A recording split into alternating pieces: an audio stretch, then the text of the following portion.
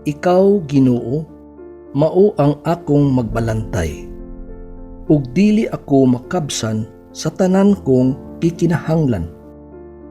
Daw karnero ako nga gipapahulay mo diha sa sabsabanan nga abunda sa lunhawng mga sagbot, ug gigiyahan ngadto sa tin-aw nga tubig.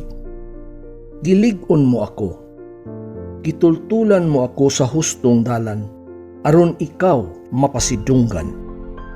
Bisan pa ug maglakaw ako sa kapatagan nga labihan ka ngitngit, dili ako mahadlok tungod kay kauban ko ikaw.